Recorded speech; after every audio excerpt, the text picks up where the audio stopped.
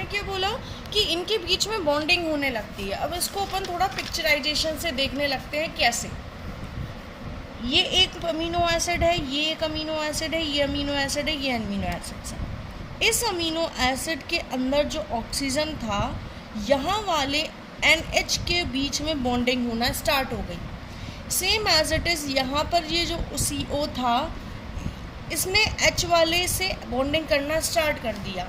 तो जब ये आपस में बॉन्डिंग करना, अट्रैक्शन होता है, जब ये आपस में जुड़ते हैं तो इनके बीच में और अट्रैक्शन होता है, जिससे ये बॉन्डिंग बनाने लगते हैं। और इस बॉन्डिंग के थ्रू इस बॉन्डिंग की वजह से जो सेकेंडरी स्ट्रक्चर होती है ना, वो दो टाइप में मिलती हैं हमें। इन्हीं बॉन्डिंग की वजह से, इसी अट्रैक्शन की वजह से ये जो सेकेंडरी स्ट्रक्चर हमें दो टाइप से मिलती है। एक मिलती है अल्फ़ा हेलिक्स के फॉर्म में और एक मिलती है बीटा शीट के फॉर्म में। मतलब अगर ये जो अट्रैक्शन हो रहा है ये हेलिक्स के फॉर्म में अगर स्ट्रक्चर कन्वर्ट हो रहा है तो वो अल्फ़ा हेलिक्स, अगर शीट के उसमें कन्वर्ट हो रहा है तो ये बीटा शीट है। इस तरीके से हियर यू कैन सी, मतलब प्रोटीन के बीच में एक स्ट्रैंड है, ये प्रोटीन का एक स्ट्रैंड है, ये भी एक स्ट्रैंड के अंदर ही है प्रोटीन के। इस प्रोटीन स्ट्रैंड के अंदर ये आपके अमीनो एसिड्स ऐसे स्पाइरल हो गए, फोल्ड हो गए। क्यों? क्योंकि इनके बीच में अट्रैक्शन हुआ, हाइड्रोजन बॉन्डिंग हुई, तो इन्होंने अपने आप को फोल्ड करना स्टार्ट कर दिया।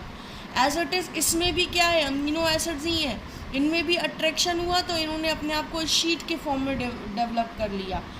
मतलब हम ये भी बोल सकते हैं कि this secondary structure tell us about the shape of the amino acids. Amino के शेप के बारे में हमें बताता है। ठीक है, यहाँ तक क्लियर हो गया। अब हमने बोला था कि इन्हीं से सेकेंडरी से मिलकर बनता है टर्सरी। मतलब अब जो टर्सरी आने वाला है, ये जो टर्सरी स्ट्रक्चर है, इस टर्सरी स्ट्रक्चर में हमें ये दोनों स्ट्रक्चर मिलेंगे। एक तो हमें ये मिलेगा हेलिक्स और एक मिलेगा शीटेड। तो ये तो मैं आपको स्ट्रक्चर दिख रहा है, ये स्पाइरल हेलिक्स, ये हेलिक्स स्ट्रक्चर है। बाकी ये जो है ये क्या है, शीटेड स्ट्रक्चर है। अब ऐसे ही कई सारे टर्सरी स्ट्रक्चर मिलकर क्या बनाते हैं, प्रोटीन का स्ट्रक्चर। ठीक है, अब एक बार मेरी फिर से बात सुनना है, समझना है स्टार्टिंग से। फर्स्ट, सबसे पहला था प्राइमरी स्ट्रक्चर। प्राइमरी स्ट्रक्चर क्या होती है, जिसके अंदर सीधे सीधे सिंपल अमीनो एसिड्स आपस में अटैच्ड होते हैं, पॉलीपेप्टाइड बॉन्ड, एक स्ट्रैंड के अंदर, कोई स्ट्रक्चर नहीं, सिर्फ अमीनो एसिड्स भी दिखाई दे रहा है। सेकेंडरी स्ट्रक्चर पे जैसे ही आते हैं तब हमें पता चलता है कि ये दो टाइप की होती है, अल्फा हेलिक्स और बीटा शीटेड। अब इनका रीज़न, पहला तो कि एक ही स्ट्रैंड में जब अमीनो एसिड्स बढ़ने लगते हैं तो इनकी डेंसिटी बढ़ती है, जिसकी वजह से इनके बीच में अट्रैक्शन बढ़ता है। और अट्रैक्शन बढ़ने के कारण ये जो हमारे COOH और NH2 के अंदर present C double bond O और NH आपस में हाइड्रोजन बॉन्डिंग दिखाने लगते हैं, जिसकी वजह से ये शीट्स आपस में, ये अमीनो एसिड्स फोल्ड होने लगते हैं। कुछ अमीनो एसिड्स शीट फॉर्म में कन्वर्ट हो जाते हैं, दो स्ट्रक्चर बनती हैं।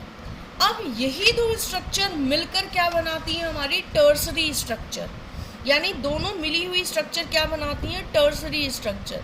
और ऐसी कई टर्सरी स्ट्रक्चर से मिलकर बनता है हमारा final quaternary structure, that is protein. अब तुम सोच रहे होगे कि वाई, क्यों मैम हमें ये ऐसा क्यों बता रही हैं, ऐसा क्यों स्ट्रक्चर है। एक्चुअली ऐसा इसलिए किया गया, जैसे आपके सामने कोई चीज़ ऐसी उलझी हुई पड़ी है, धागा पड़ा हुआ है उलझा हुआ, आप उसकी स्ट्रक्चर को कैसे स्टडी करोगे, कैसे सिंप्लीफाई करोगे, कैसे करोगे, ऐसे ही करोगे ना कि सबसे पहले कॉम्प्लेक्स स्ट्रक्चर को ट्राई करोगे छोटे छोटे पार्ट में डिवाइड करने की। तो ये था कॉम्प्लेक्स स्ट्रक्चर। इस कॉम्प्लेक्स स्ट्रक्चर को मैंने दो पार्ट्स में डिवाइड कर दिया, एक रेड, येलो एंड ब्लू। जब मैंने इन दोनों को उठाया, अलग किया, तब मुझे टर्सरी स्ट्रक्चर मिली। अब एक टर्सरी, यानी कि इस ब्लू टर्सरी स्ट्रक्चर में भी मुझे दो स्ट्रक्चर मिल रही हैं, एक तो ये स्पाइरल वाली, एक विदाउट स्पाइरल। तो मैंने इन दोनों को भी अलग करा। जब इन दोनों को भी अलग करा तब मुझे कौन सी स्ट्रक्चर मिली, सेकेंडरी मिली। अब इन्हीं सेकेंडरी स्ट्रक्चर को मैंने और अलग किया, डिफ्रेंशिएट किया, तब मुझे पता चला कि एक्चुअल में ये प्राइमरी स्ट्रक्चर थे. इट मीन्स प्राइमरी से सेकेंडरी, सेकेंडरी से टर्सरी और टर्सरी से क्वाटनरी स्ट्रक्चर का फॉर्मेशन होता है. And this is the end of the protein structure. Quaternary structure में हमें प्रोटीन मिल जाती है.